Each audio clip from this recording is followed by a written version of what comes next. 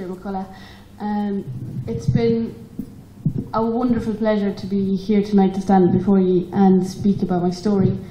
I come from Tips, so I'm a bit of a rival county, but we're all friends here tonight. I suppose how I became involved with Cycling Against Suicide and how I became involved with Sea Change is through my own dealings with depression and anxiety. I suppose growing up I was always really happy. I was involved with camogie teams, I was involved with football teams, played soccer, anything that you can imagine I put my hand to, and I succeeded, I suppose. But there was always a part of me that was, I suppose, never quite fully content, is the way I can describe it now. You know, we could have won the county final and I would be like, yay! But I suppose it kind of, I never really thought about it for a while, and I let it build and I let it build. And when I was 17, I got myself into a relationship, and I think that's when things started beginning to get a little bit heavier. So that thought of never really been happy, I suppose, or content, was always like at this level. It's the best way I can describe it. But I got into this relationship, and sometimes in the few months that I started in it, I mean, it kind of became that I wasn't good enough for him. And then it got to a stage where we'd fight, and then I'd be okay, and I would have been good enough for him, but it would go back down to me being not good enough for him after another fight. And this kind of lasted for a very long time and a very long period in my life. But I suppose what happened in that was we were going out about a year, and we had a really serious argument, and he turned around to me one day and he said, "You're the reason your father killed himself." And standing here now, I suppose, and every time I say that line, I can think back, and I remember that day as like every bone in my body broke. It was like I would have preferred him to hit me and for him to actually beat me up so much, because the pain that I was feeling, the pain of not being good enough for him, and then the pain of what he had just said, was like pain that I had never felt before. But it was kind of like an emotional pain, and it was something that I couldn't describe to anybody. I suppose after that then I began to really feel like I wasn't really good enough. So the level that I had been on here started to get a little bit higher, and I decided to get a little bit lower, because that burden was starting to kind of creep on top of me. And I referred to it as my monkey. So that monkey was getting a little bit heavier on my back. So I suppose that took me to when I was 19. I had my first suicide attempt. I couldn't quite grasp what was going on in my head, and the way I had never been happy kind of related to kind of my dad and all these things that I couldn't make sense of in my head. And I spoke to nobody, absolutely nobody, because the way I thought about it is if I couldn't make sense to it in my head, how was I going to help anybody else understand? It was never going to happen. I did get to see a counsellor, but I suppose what happened then was I told her things that I wanted her to hear, or I thought she wanted to hear. I didn't really fully tell her how I felt. And I was okay for a while. I got out of that, and I suppose I was back playing camogie and I was back playing rugby, and I was kind of happy, but still not that happy. But then I remember I hurt my knee, and I broke my kneecap in 2 places playing rugby, but I kind of fell out of that. I fell out of exercising, I suppose, and my mood got a little bit lower and my monkey got a little bit heavier. And I was still in this relationship that really wasn't good enough for me. So while I was not exercising and not doing anything for my mental health and even my physical health, I was also stuck in this thing where I can only describe as a Stockholm syndrome. I knew he wasn't good enough for me, yet I couldn't get out.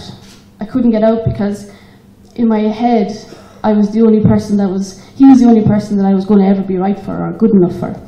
And that took me to when I was 20. I had my second suicide attempt.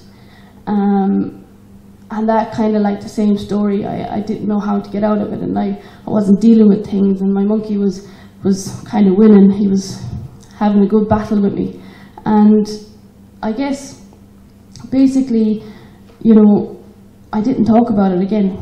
And nobody really knew what was going on, and I was still involved in the camogie team, and I was still involved in the rugby team and the soccer team and everything else, and I had my friends, but they didn't know what was going on because I hadn't told them anything. So while I was very distant and very isolated and not involved to a certain extent, they still thought I was okay because that's the front that I put up. And it's very easy for you to kind of to say, well, it was easy for you to, like, you were injured and you weren't, like, you know, you weren't involved. How are we meant to know that you were depressed or anything like that? And it's true, but sometimes all you have to do is ask the question. But basically what happened was, about a year after that, which took me, what was I, 22, I got out of that relationship, and it was like my monkey got a little bit lighter and he kind of went away for a while, and I was really happy. And I had kind of left camogie aside and I had joined the rugby club, and it was all, everything was looking up. Started a new job, opened my own business, and everything was great. But then the monkey came back for a visit and didn't go away, is basically all I can describe it. And it took me to my last and final suicide attempt at 23. I'm 24 now. So about a year ago, little over a year ago, it was my last suicide attempt, and I woke up in the hospital bed attached to a drip trying to pump me in order to save me. And I woke up alone, but I knew I had two choices. I could let this monkey kill me, which it probably would eventually would, or I could fight this. But I knew by fighting this that I could do only one thing, and that was to talk. And this was something extremely difficult for me to do because I thought no one would listen.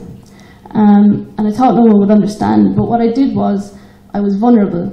I made myself extremely vulnerable, and by doing that it meant that I had to tell everybody. I had to tell my rugby club, had to tell my family, had to tell my friends.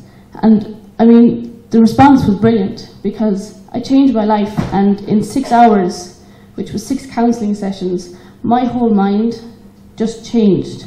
There was no negativity, there was no anything. I could do whatever I wanted to do so long as I put my mind to it, and that had never happened before. But I realised that by talking about it, it removed all the stigma that I had placed on myself. So I suppose while I stand here and I'm deeply inspired and deeply thankful to be invited tonight, I can only say thank you, because what you're doing here today and what you're going to do in the future is something truly incredible. And you might think this is a small step, but this is massive. It's massive because you don't know who you're affecting and you don't know who you're helping. So all I can say is thank you. And thank you for putting this initiative in place. And you're going to be one of these teams that are going to inspire other teams to do the exact same thing, and you're going to be part of a change. So that's me done. Thank you very much.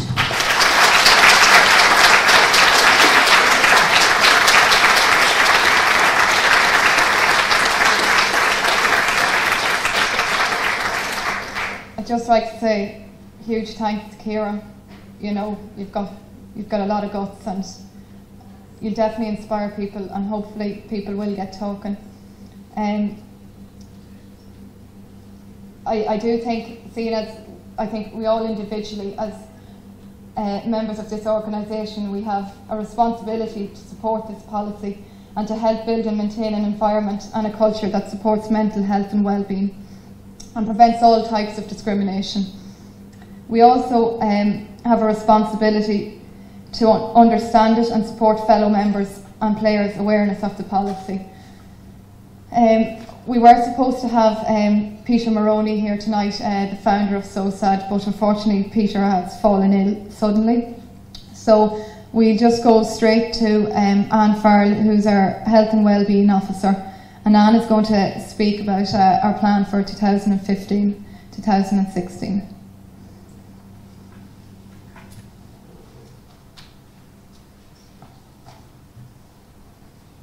Thanks, Lisa. I suppose this is a new role for me, so I'm kind of only just settling into it and finding out really what it's all about. But thankfully, I haven't been left to do it on my own. I'm going to be backed up by a full working committee which has been set up to help look after the welfare needs of the LGFA community in Cavan. We have a good mix of people on our committee from all around the county and from many different walks of life. And I'm just going to give you a little run through on who they are, just a brief introduction to those people. We have, you met her before, Anne-Marie Connolly, who is from the Killishandra Club. Anne-Marie is our Player Welfare Officer this year, and she is currently studying in St. Pat's in Drumcondra, and next year she's going to be part of her Students' Union. Jennifer Kane is a current senior player from Belturbet. Jennifer is studying psychotherapy, and unfortunately Jennifer has training tonight, so she couldn't be here. Patricia Kane is from the Lacken Club. Patricia is our County Board Registrar. Patricia works with the HSE and has been involved in Cavan Ladies for a long number of years. Likewise, Bridget Sheridan has had a long involvement in ladies football in Cavan. Bridget is from the Drum Lane Club and has been teaching in Belturbet for many years. Bridget is our County Child Protection Officer this year. And alongside her then we have Marie Baxter. Marie is from the Ballymacue Club. She's very involved with her club and works in childcare. And Marie is our Injury Fund Officer this year. Then we have Lisa, who you've met as well. Lisa is from Killincare. Lisa works in Glanbia. Lisa has had numerous roles within the County Board and is currently PRO. And myself, I'm from Bailieborough. I've been secretary there since we started ladies football. I've worked as a pharmacy technician for many years, and I also have a degree in social care. So you can see we're coming from a wide variety of walks in life. While we're not claiming to be experts or not claiming to have all the answers, we do promise to be good listeners, and we will do our best to point people in the right direction, whatever the problem. Health and well-being covers a wide range of issues, including this one, mental health. It also covers alcohol and drug abuse, smoking, nutrition, road safety, cancer prevention, injury treatment and prevention, and there are more issues. So whether you're a player who's perhaps on regular medication, maybe needing help to fill out a TUE form, or someone who is stressing over an injury or exams or work commitments and finding it difficult to explain the situation to their club or their county manager, we're here to help. We're here to liaise and get you where you need to be. Our contact numbers are on the back of the little leaflet that's here tonight and on the wallet cards. And we also have a confidential email, and that is welfare.cavanlgfa@gmail.com. And we promise that any requests or any inquiries will be all within the strictest confidentiality. We're hoping all that information will be put up on Facebook, and it'll be on our website whenever we get that up and running. So to move on to what we intend to do, our plan of action for, sorry, I'm going the wrong way. Our plan of action for 2015-2016, we're hoping to encourage all clubs to appoint their own health and wellbeing officer at the start of 2016. We would like clubs to develop their own mental health policies and have them in place by the end of 2016, and we'll help clubs to do that. In conjunction with this, we hoped with the rollout of mental health policies, we're hoping to organise a youth event within the county to promote mental health issues. And going forward, we hope to develop policies on all the other issues that affect the health and well-being of our players and of their families. And those will be policies on alcohol and drug abuse, smoking, etc. So now I'd just like to call on Carol, Kieran to Lisa, sorry.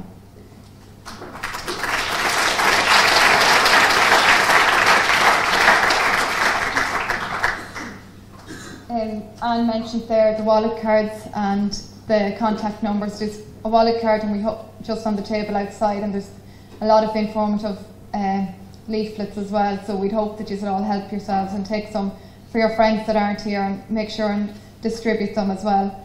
Well, that concludes the launch of our mental health policy.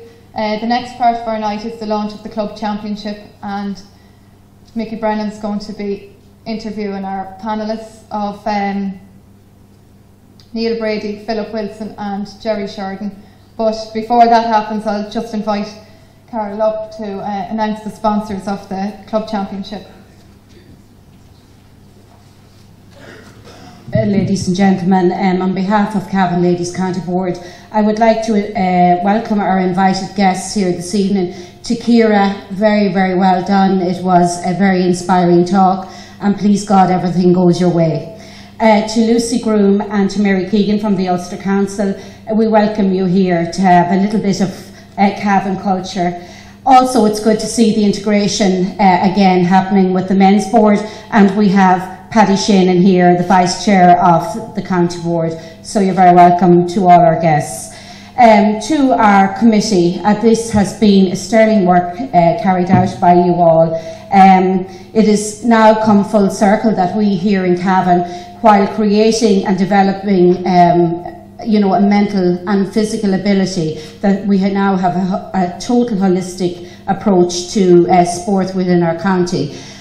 Too often we have seen that we go to a football game and we have some of the biggest ginnets shouting in along the line. They're there and they're roaring at you to go faster and go slower and pass the ball, and they might never have kicked a ball in their life.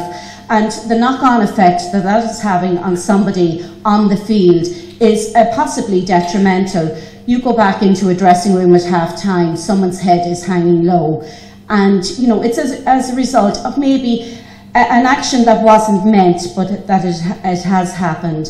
And the power and the ability within ourselves to recognise that this happens is very important. And you know, I often think when I see at the start of a game the referee is there and he is encouraging the shake of hands, and sometimes it could be like a dagger in the back, you know, the psychological warfare of the shaking of hands. But if you actually turn to each other and you open out your hand in friendship, and I applaud the girls and Lisa and the committee, their logo is very good, together we can.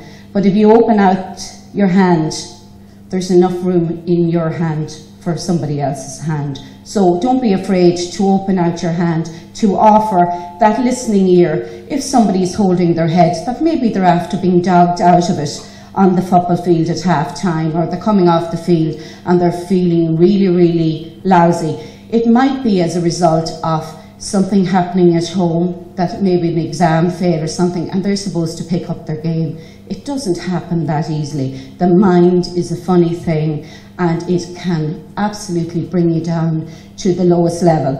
I remember my father, Lord have mercy on him, 2 years ago. In the end, he couldn't speak. He had Parkinson's, but his mind was really, really, you know, sharp, and you could ask him, and he could have a conversation in the house with us because we understood him. But he, in the end, became very depressed in himself, for the simple reason is he believed that nobody was able to listen to him, that he couldn't get his word across. And you know something, that's all we need, is for somebody to talk to. So well done to the committee, very, very hard working, and please God, we all will derive something out of your sterling work over the last couple of months. Well done to you.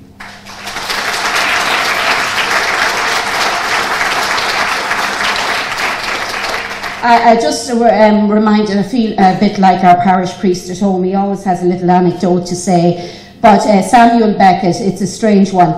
His line, ever tried, ever failed, no matter. Try again, fail better. It's a little adage, you know, you think and you move forward in life. And as we're starting now on our championship launch this evening, we have a number of people that have said, right, we're behind Cavan Ladies, we're interested in you, we believe in blue. It's very much what we're about. the numbers, I was at number 13 final this evening, the cruelest summer's evening you could ever have, but that's our summer. And the crowd that was at that game this evening, and that were enthused, and well done to Gauna, Madge and Geraldine are here, and well done to you for taking that this evening. But I have to say that the upturn in ladies football has been phenomenal in the last number of years. There is an interest, but then why wouldn't we have an interest in the women when the men are doing so badly? Paddy? Sorry, Paddy. Pardon? He did very well. But anyway, but I have to say there has been a very, very good relationship moving forward, and there has been a good support system from our men's board towards ladies football, which is in no way helping us develop at the highest level. We have come through a phenomenal year this year so far. Our under-14s, and there's members of them here tonight, are All-Ireland A champions against the cream of the country, and that is absolutely a big, big breakthrough for ladies football within the county. We have had our under-16s and minors competing at All-Ireland level as well, and our senior team finished atop of the League Division 2 table, and that is a big, big jump forward. Tonight, it's not about county, it's about the clubs, and I'm delighted to see so many of the girls here in their club colours. We call on, we sent out a little bit of a begging letter to some companies, asking them, would you be interested? Come in, give us a handout, and give us a little bit of profile. And do you know something? I have to say, it came back that very, very family-orientated businesses came on board, and I'm delighted from Quinn Building Products, I think one of the biggest employers within the county, and it's great to see the two lads here from Quinn Building Products, and it just is phenomenal for us to say that we have the backing of the Quinn Group in some format with us, and that they believe in what we're trying to do. So thank you, lads.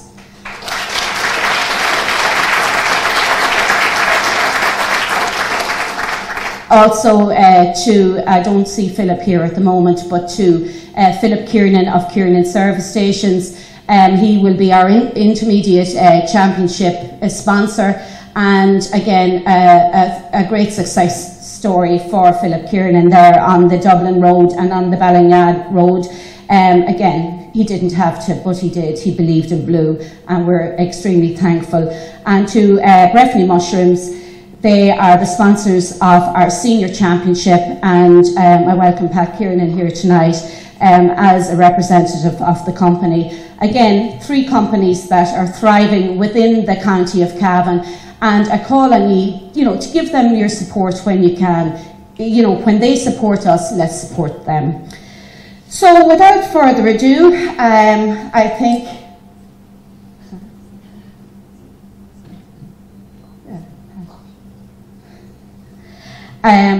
so there's nothing else more to do, just that we have an awareness of who we are, what we're about, where we're going, and what we want to achieve, and together we can. So I call on Mickey now just to take over proceedings. He does a far better job at this than I do, so I leave you in his...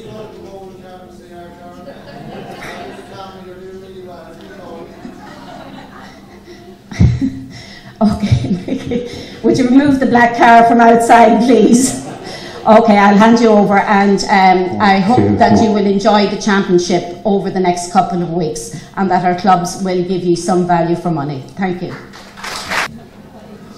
First of all, ladies and gentlemen, before we interview the lads, just give all the speakers a round of applause there. Anne-Marie, Ciara and Lisa, and everybody who's involved with the welfare committee with the ladies. It's fantastic. It's a really good initiative, and the main thing to come from it there tonight is just if you have a problem, don't forget, make sure you talk to someone. Just talk to someone. That's what it's really about. I suppose, lads, look, after a fantastic championship last year between senior, intermediate, junior and junior B. We're back into championship mode, and Jerry, you're a stalwart when it comes to ladies football in Cavan. You've managed the ladies county team as well. Mullahoran, winners of the intermediate last year, up into senior this year. What will they do? Yeah, it's a big step up for any of the intermediate teams in Cavan, you know, when they go forward into the senior, because the senior football is very strong. Mullahoran were out in the championship already this week. They had a close encounter with Lurgan in the first round on Wednesday night. Lurgan showed good form and won by 4 points. Mullahoran would feel reasonably happy with themselves. I think early on they showed their nerves, you know, it was a big step up for them. Second half played much better and took the game to Lurgan, and you know, it was a close game at the finish. Having said that, you know, Lurgan have been in the last 2 county finals. They have won numerous titles, and they're going to be there or thereabouts again the year. Yeah, they were pretty good last year. They were in both the senior final and the junior final, and yourselves winning the intermediate. It's a big step up, but like you put it up to them the other night, and you know, you'll be there come the end of the championship. Yeah, it is. Like Lurgan, you know, over the last few years, they've, you know, had a lot of success at underage level. The junior team won the junior championship last year. The next game now, you know, there are 3 teams in the group. Mullahoran will be playing Templeport next, and 2 teams comes out of the group, so that game, you know, it'll be a winner take all. And both teams have plenty of county footballers as well. I suppose we'll go on to you then, Neil, Killygarry man. We won't hold that against you though. What's the hopes in Killygarry this year? Well, we had a game there last week against Ballyhaise at home, and we got the job done anyway. Won by 2 points. Probably Ballyhaise surprised a few people when they came up. It was an awful lot closer than a lot of people expected. We had played them the week before in the league, and you would have needed Stephen Hawkins with a calculator to work out what the score was. But in fairness to Ballyhaise, they came up, they battled very, very hard, and were in it right until the end. We're missing a few this year, of course. Grania Smith's a big loss over in America, but we have an awful lot of young players coming through, so we'll be a match for anybody on our day. We're in a tough group now with Bailieborough, ourselves and Ballyhaise, and 2 come out of that, so there's a lot to play for in that group yet. The intermediate seems to be the toughest of all. There's 3 groups in the intermediate. You've got Group 1, Carina, Inigales, Ballymacue and St Killian's. I believe that Ballymacue and Inigales have drawn, and Gowna beat St Killian's, so that's a tight group. Then yourselves, you are in a group with Ballyhaise and Bailieborough. You have 3 points, you still have to play Bailieborough. And then in Group 2, you've Drumlane, St Finbarrs and Lavey, with Drumlane sitting on 3 points, but Lavey still haven't played. So the intermediate seems to be the toughest of all, with 3 groups. Yeah, it's the most competitive by a long, long way. I mean, you have 10 teams in that. Any one of the 10 teams can beat each other on any given day. So it's just, that's what it is. It's championship football. The team that wants it the most is probably going to win it. That's the way it is. And Philip, I suppose we better go on to Cornafane as well at some stage.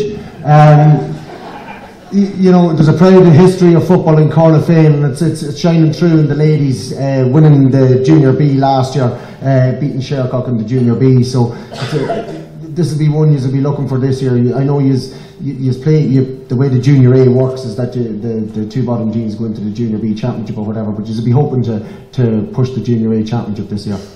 Well, probably it's the next step up. Oh, this doesn't make me, thanks be to God.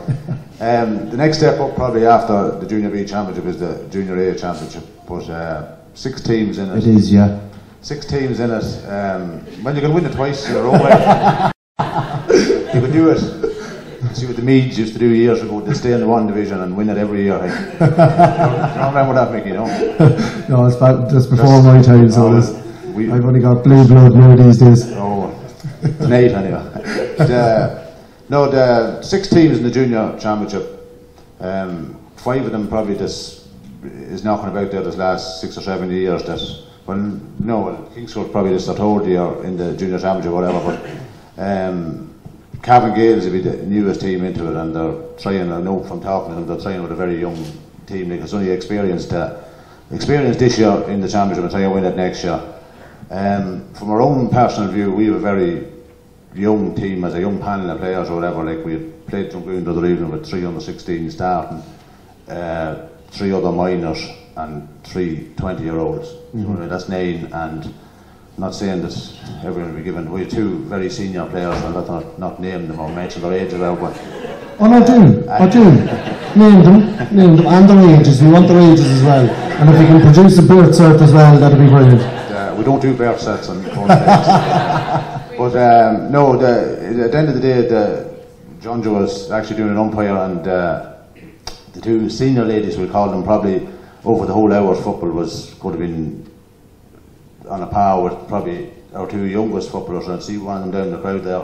She was on the county minor panel this year. She was a best player at 17 years of age. Like, if you've someone leading at that, so maybe for the year, it's a bit early for us yet, or maybe it's a year or two early or whatever, but they're improving. But you mentioned it there now, it's the younger players that seem to be coming through and whatever, but with all the success, I suppose, throughout Cavan ladies at the moment, between winning the intermediate in 2013, the under-14s winning the All-Ireland A this year, winning Ulster Championships, is it making it easier to coach them at underage, I suppose, at the minute?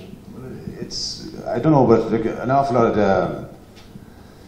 of clubs has under 8s and under 10s going there, and the fact that when you get like for the Corner Féin, two lads in the county under 14 panel or whatever, there's 8 and 9-year-old children that there might be no tradition of football in them, that they're coming to training, like they're mad. It's something that as Carol actually said one night, if you put the profile out there, if you're able to you're going to add to it, you know what I mean? So it probably is, and like your minor under 16s is winning Ulster A's and whatever, and it's, you know, that's the elite of your province, so it's encouraging other people to come to play football, definitely. Yeah, we are getting people that wouldn't be associated with as football families, and they're coming to play football.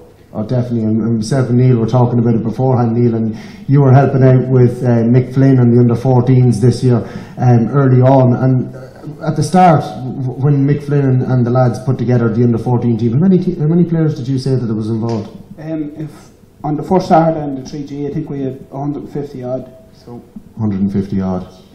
And you had to cut that down to 30 that was over a couple of sessions, and it was like that for a number of Saturdays, and then we cut that down around the Christmas time. The boys down. How many of them were Jerry's daughters? Jerry, I'll let you answer that one, so that's a dangerous kind of a question. in fairness, Jerry, like how many daughters have you on the Mullahoran team now? Is it 13, 14? I have 4 daughters, and they all play football, but between, you know, in our family there's a history of football, and between nieces and cousins and that, I think we had at one stage 9 or 10, and of course you can't forget the mother. She still be staying at home, but your wife. So I'll give her a mention as well. There's a huge tradition of county football in your family, and I think all 4 daughters of yours have played for the county ladies at this stage as well. I'd have, yeah, but I suppose going back over the years, like Mullahoran, you know, even when John Joe was over the team, when we won the Ladies All Ireland, and that back a good many years ago, you know, there was a great history and a great tradition of ladies football in Mullahoran, and you know, I'd say it's the same in a lot of clubs as well. You'll see, you know, football orientated families, you know, generally speaking, they're into football, whether it's on the men's side or whatever, and you know, as Philip said, a lot more people now are getting involved in it, you know, and you see people maybe that had no history in football getting involved in it, so it's great to see, you know, it's reaching out into all the different areas, and a lot of people getting involved in it, so it's great to see. And again, just to give the sponsors a mention as well, to have 3 sponsors on board for the 3 different championships, it's absolutely brilliant. Like the Breffni Mushrooms are over the senior championship. You have Kierland's Spar, Dublin Road and Balnya over the intermediate, and Quinn Buildings products over the junior. Like that's fantastic. It just shows you how far the ladies Gaelic football is going in Cavan at the moment. Oh yeah, it does. Look at, you no matter what you're involved in, you need sponsorship, and it's great for people like that to come on board and, you know, provide sponsorship, because it takes money to run the competitions and that, and it shows the profile of ladies football when people are, you know, getting involved, and you know, at the end of the day, okay, you'll be encouraged to support them and that, but generally speaking, you know, they may not get a whole lot out of it, and it is great, you know, for people, basically speaking, put their money where their mouth is. And Cavan against Monaghan next Saturday. Put your money where your mouth is. Well, I said to someone during the week, we were talking about that game, and I said, if Cavan were playing Donegal instead of Monaghan next week, would we feel that we could beat them? And they said to me, yeah, of course we would. And I said, well, why should it not be the same where Monaghan is concerned? And, you know, Cavan have made good progress. They were unlucky in the championship the year in the game against Tyrone. And, you know, the game was in Breffni Park. Cavan won't fear going up against Monaghan, and, you know, I think we can do it, yes, absolutely. Absolutely. We'll give a round of applause for that. We're definitely going to do it. So, yeah. There's no reason to fear them at all. Philip, just to bring it back to the junior championship, I suppose Lurgan Bees won it last year. They're not in any of the divisions this year, so they're not, I don't know, well, maybe that's a contentious issue, so it is, I don't know why they don't have a second team this year, but you know, they're not in it. They were very, very strong last year. Bet Farley McGee was outstanding for them last year in the junior championship. So, you know, does that make it a little bit easier? Bridget Dwyer's looking up at you there, and she didn't get the paperwork from Collins to Logan in time. She should be scouting. Did I make a mistake there? Well, I watched her playing last year, so I didn't. I watched her playing last week. I thought she played for Lurgan, no? No, she's Collins last year. She plays at St Killian's the year there. Shamahara, Cucullins, Lurgan. Is it not all the one, no? Claim from answering that. But anyway, we go back to Lurgan. Lurgan not in the junior championship anyway. Does it open it up a little bit more this year, because they were very strong at junior level last year? It probably does. It's there's five, in my opinion, there's 5 teams in the junior championship, and like Neil and the intermediate, it's on any given day probably. I'd have two favourites picked out. I better not mention them, but no, they're not. They're the third favourite. I wouldn't. Third favourites, right? Logan Kingscourt will be 2 teams to beat in the junior championship. Or Lurgan? Drumgoon, sorry, I'm on your trail of thought now. Drumgoon and Kingscourt. But you beat Drumgoon last year, did you not? Better last week or this week. Just this week. Last week is last year's history, so it is. No, 2 good panels to play out. The only thing is that we have to get the violin out of it, talking with the country club and lower numbers or whatever. We went up to Clare even with 16 players. They had 23 or 4, and everybody coming. And it was wet, and it was miserable. The next day it was Thursday, and the day before it was Tuesday. But I'll tell you one good thing about the championship there, and Drumgoon probably is going to pull it to you all there, is that there was tea and sandwiches and all for this is a special occasion they're going to have for promote the championship, and kill you on the field, bring you in for tea after or whatever. So you all know what to be doing after the games from now on, tea and sandwiches. Send you home happy. And then Neil, just to bring it on to the intermediate championship again, who are the dark horses that you're looking at in that championship? Will Drumlane, with the return of Brona Sheridan, will they be a team to be reckoned with now? Yeah, I think very much so. I went up to Bono to watch them play in St Fimbers, and it's never easy to play Bono or play St Fimbers in Bono, but they came away with a win, and that was only their second game all year. They had 1 game played in the league, so they were a little bit ring rusty starting off, but as they got into the game, they were very, very effective, and they still managed to come out of it with the victory, so they absolutely will be one of the dark horses, yes. And with the addition of Brona, I suppose that's going to really help their chances, and she's back in the county team as well, like. Yeah, very, very much so. She was very good again in Bono, so they are going to absolutely be a team to be reckoned with. Yeah, that group's a very tough one. Any 2 of those 3 teams come out of it. Whoever does come out of that, it's going to be the second place team is going to be dangerous. Right, I'm going to put you on the spot now. Philip, who's going to win the junior championship? It's a fight between Drumgoon and Kingscourt, and if it's a fight, Drumgoon will win it. There you go. Neil, who's going to win the intermediate championship, the Kiernan Service Station Intermediate Championship? There's probably the 3 principals are Garnet, Drumlane and Baileybar. Right, I only want one. Okay, well if you're going to put me on the spot, Garnet. Garnet to win I'm going to take these down. Right, Garnet, Drumgoon, I'm going into Paddy Powers in the morning. And Jerry, who's going to win the senior? Well, I'll come to it in a second, but just, we didn't mention the county champions of the last 2 years. We're talking here tonight, and double champions, Lacken, I think they won I know the last 2 years, if not the last 3 years. They're on the other side of the draw. I saw them playing, and I also saw Logan playing. It'll be a you know, I think it'll be a tight battle. I suppose God, I thought Neil was going to go on further. I think I'll lean towards Lacken. You'd have to, wouldn't you? They're current champions. They're Yeah, going for 4 in a row. you know, they're going for it again, and I think I'll lean towards Lacken. So you don't think the Sheridan sisters and clan are going to be able to put it up to them, is what you're saying? Well, we're always capable of pulling off a surprise. We did make the league final the last 2 years as well, even though we lost it, so you never turn Mullahoran down, you know, and we'll see how it goes, but I'll go with Lacken. Right.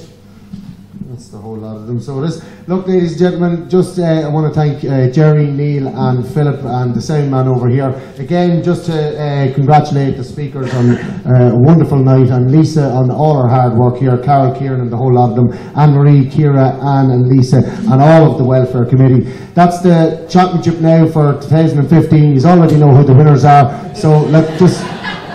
is there any point in going to watch them now? Is there? So I'm going to hand this back to Lisa, but everybody get out and support the championship this year. It'll be as good as last year.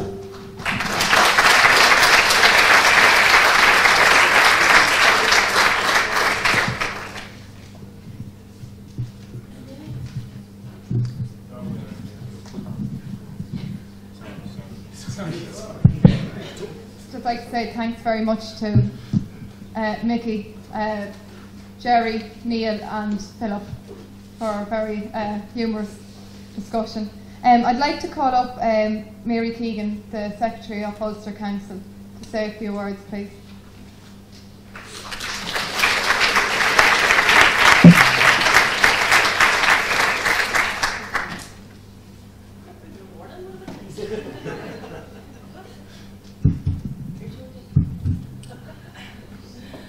Wasn't expecting a surprise on you.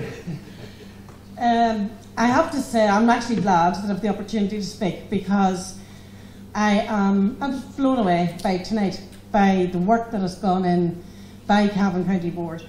It doesn't surprise me, because they're an absolutely superb county board, the ladies' county board in Cavan. But the work that they've gone into not only just talking about a very, very serious issue among young people, but getting out and doing something about it. I'm so impressed. I actually suffer from depression myself, and I have to tell you, when I realised what it was that was making me feel the way I was feeling, it hit me like a ton of bricks, because I was under the illusion that I was one of these people who could just cope with anything. Mary Keegan, she does on the go all the time, never stops working. She wouldn't have time to be depressed. And when I realised what it was, it hit me like a ton of bricks. And what I love about tonight, and what I love about the attitude that's been taken by Cavan, is that you're taking away this stigma that exists about mental health issues. How many times have you heard somebody making the comment, and do you know, in the past, I've been guilty of it myself, when you've said, so what is he to be depressed about? And it's the most ridiculous thing that you can say, because you could have all the money in the world, you could have all of the happiness in the world going on around you, and you could be completely oblivious to it. That's what the illness of depression is. And to take this initiative, I just can't believe how far that you've taken it. I think Ciara was inspirational. I think everybody will agree Ciara was completely inspirational.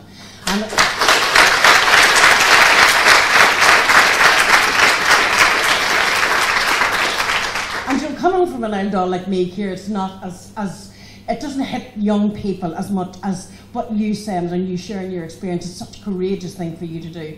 And I really do applaud you for it. But I mean, to take that initiative and to bring it out there and to say, look, it's quite common, it happens, people feel that way, and if you feel that way, for God's sake, go and talk to somebody. There's help out there. I hope that other counties, that other provinces, that other organisations will take their lead from you. And wouldn't it be just wonderful if this was the start of the complete and utter removal of the stigma from mental ill health? Thanks very much, Cavan.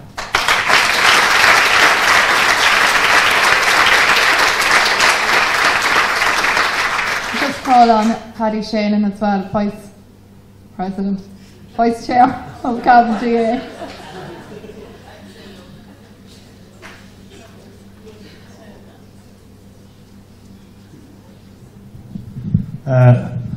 Guest speakers, ladies and gentlemen, chairperson, all those, thank you very much, Carol, and all those involved in inviting me. First thing I'd like to do is, I think maybe Carl, if you could organise a geography lesson for Brennan. You don't know the difference between Mona, Killinkere and Virginia, you gobshite. But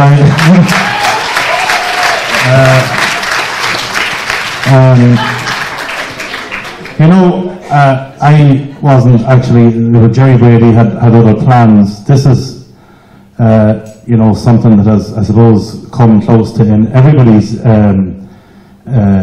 life. It's they say cancer hits every family. Depression certainly does, and I thank Ciara for her great story. The trip to Tip was probably the first time I got depressed because I left it without a woman when I was in room for her. But I think Jerry Sheridan was with me. Jerry's a bit older than me. I talk about the stone in the shoe. This is something that I would know a little bit about.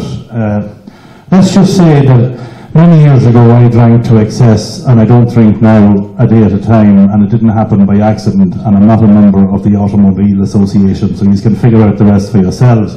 But the stone in the shoe is often talked about, and it's very simple. It's you could hear Ciara's story or anybody's story about what they had to go through or what they needed to go through to get to where they are today. And going out that gate, if someone cut you off, you'd fuck them from a height, or if you had a stone in your shoe, it'd be annoying you more. We tend to forget.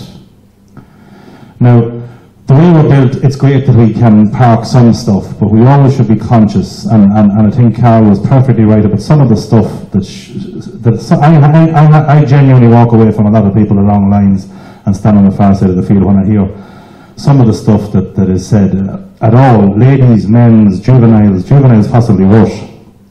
Some of them I enjoy because they don't try to be hurtful, but some of them try to go to the bone as much as they can. Another thing I would also suggest too is one thing that every one of us could concentrate on doing a wee bit less of, and I'm guilty of it myself, is that yoke there. I was at a funeral breakfast of an uncle of mine on St. Stephen's Day, and I looked over at 8 of his grandchildren, and not one of them and they were all in their 20s, and not one of them was speaking to each other. They were all on the table with the 2 fingers going. They hadn't met some of them in 4 and 5 years, and when they didn't get a chance to meet, it was a man of 80 that died on Christmas Day or whatever, but every one of them was there on the phones. Not one of them spoke one word other except hello and goodbye when they were going. You have to talk. I would also suggest strongly to anybody that know anybody that's in bother, talk to professional people. Get them to professional people. I know Anne and our committee and Lisa and all those people. Get to the professional people. We have a pilot scheme in Cavan. We were the first county in Ireland to do it, where the psychiatric nurses do not tend to treat you in the hospital. If at all possible, they will go to your home, regardless of your age, so that you're in the comfort of your own home when they treat you.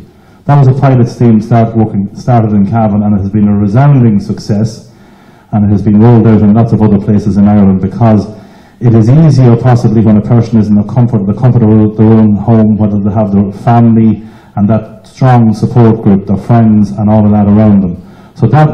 But you must, if somebody's hurting. And another thing that I know, when somebody very close to me, their parents asked me would I go into Cavan a couple of winters ago for 6 Wednesday nights to listen to a different expert on a Wednesday night. And that's where I learned that if somebody has suffered from depression, don't hide around from it. Ask the question straight out. Don't not ask the question. In other words, be, in my opinion, if you want to have any regret, don't regret not asking. It's quite a regret if you didn't ask. Ask the question, are you feeling okay? Are you having any kind of bad thoughts? If you think that they're down, or if you knew that they were down in the past, ask the question. I didn't know that until I went in and listened to what the experts had to say. So, another thing that we probably have forgotten about is a bit of laughter. Every time I meet Carol or any people, all those people that will be slightly older than me, we always have a bit of crack. We always have a bit of crack. And I mean, you have to be able to laugh. I love the way that she invited, or that she thanked the fellow from Foxfield Mushrooms, or not from Foxfield Mushrooms, but from Breffney Mushrooms, that she thanked him for being here, and he was late. So I'm sure he probably had no tea made from this evening, and obviously you're down in your duties there, Carl. No, but it's great to have a laugh, and when laughter costs nothing, and always laugh with people, never at people. That's just advice from an old fool. You're all going to compete against each other. Your sons and daughters will end up marrying through other, or they'll go to the four corners of the world, and they'll get to, you know, that's just the way the world works. You know, I know a fella from Ballyhaise the other day walked into a pub in Abu Dhabi, and the first thing he saw was 2 Calvin Gales jerseys. So, you know, that's the way the world works. But again, I wish all the teams well in the championships, particularly, I'll go and list out my clubs now. I'm going to Killigary and the Shamrocks, and there's only one Shamrocks. I know Kill sometimes to the home of the Shamrocks, but they're down there, that one there with number 3, you know. But again, the best of luck to all the clubs. There has to be a winner. Sometimes we expect maybe too much of our managers and mentors too. Years ago, when when somebody asked you how you played, you know, oh, we were better and I was terrible, or we won and I was terrible. Now, oh, the manager put me in the wrong spot. Everyone's an expert now. You know, after every game now you have 400 selectors and they all know more than you. Go on the sideline and put the effort in, put the work in. You're the one, the manager and the mentors, they're all the ones that are there. It must be great crack for a manager with Wilson along the side and trying to keep him quiet. I can just imagine. Huh? Because he's probably half laughing at him. Jerry Shorten wouldn't. Now, Jerry Shorten would never break a rule. No, he wouldn't know how to. Wouldn't know how to. And to Neil, and you minding the people that Jerry used to send down to you. I don't know. Are you looking out or looking in? I don't know which. And Brennan, you're just a lost cause. But again, folks, always talk. You know, I'm a bit like this lady here, Mary. Where's Mary gone? She's down here. You know, I'm yapping on and I'm involved in everything. And sometimes, you know, the wheels can come off and you can be running on empty and you can get tired. And you can do all of those things, you know, where you can get angry or hungry or tired. And as you can see, I don't get hungry that fucking often. But when I do something about it. I take drastic action. But again, tremendous initiative. But the one thing I would keep stressing, you know, you do not carry this alone. If you know somebody that's down, if you know somebody, you know, if somebody's putting a needle into their arm, or if they're snorting 8 balls, like your man the other day, snorting 8 balls of coke up a hooker's arse in London, the chairman of the House of Lords, whatever he was, like, he's in trouble. I mean, we can all laugh and sneer and say he had a good time, but you know, he didn't do that because it's not normal behaviour. But you know, the one thing that I would also say among the youth, male and female, the one thing that's also catching us now lately is gambling. All the youngsters now are doing, you know, they're doing triples and whatever. I don't. And the one thing I never understood was gambling. Thank God. But if you're drunk, everyone knows it. If you break your arm, everyone knows it. If you're high, everyone knows it. And if you're depressed or if you're gambling, nobody knows it, or very few know it. So just keep talking. Say it. There's no stigma. Look, there's a stigma. There was a stigma to being Irish in New York 100 years ago. Now there's a stigma. You know, a fella told me the other day, if somebody calls me white, it's not racist, and if I call him black, it is. Like, we're kind of gone up our own arses with all this politically correct stuff. Keep talking and keep having a bit of crack. Keep smiling, and if you get a chance to put your elbow up and the referee doesn't see you, do that too. Good luck.